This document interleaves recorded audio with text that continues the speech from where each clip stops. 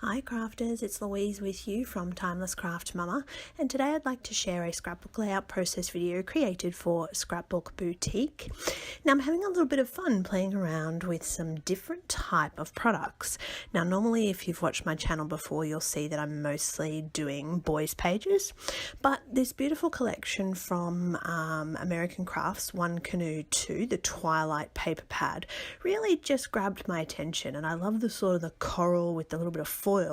So I decided that I was going to make quite a floral page, and I was going to make it all about me. So these photos are actually taken at our local mayor's ball, which is hence the title. So there's one of me, which is a selfie, and it's not very good quality from being on my phone.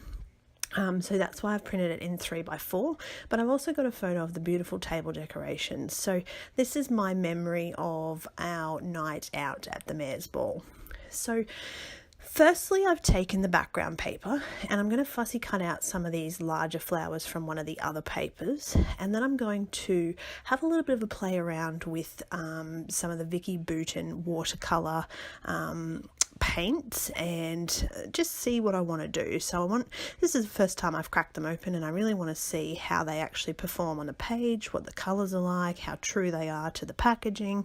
So that's what I'm doing. I'm just having a little bit of a play around and deciding what I'm going to do, seeing how they react, how they mix with water, what kind of brush or utensil do I want to use to move them around. So that's the little play that I had, and in the end I decide to go ahead and just pop them straight onto the background. Now these sort of stripes that I'm working on here, there's nothing too technical, but I sort of wanted them to be quite rough. I didn't want them to be straight. I wanted them to have sort of lots of texture, lots of interest, and some darker and lighter. And as you can see, that's what I've ended up with. Now, obviously, a mixed media background is not the same unless you're adding some splatter. So I'm going to add some splatter. And I know some people love the splatter and some people just find that it's not for them. So again, if your preference is for more of a clean layout, absolutely, leave the splatters off. Off camera, I had a little bit of a play around with some elements and some layers of how I was going to put this page together, and finally I decided that the background was still just a little bit clean. It needed just a touch more mixed media, so I've spread some heavy white gesso around first with my spatula and then also with a sponge to add that texture and that interest. Finally, I'm using some Prima flowers available in the Scrapbook Boutique store, and they absolutely work perfectly with this collection.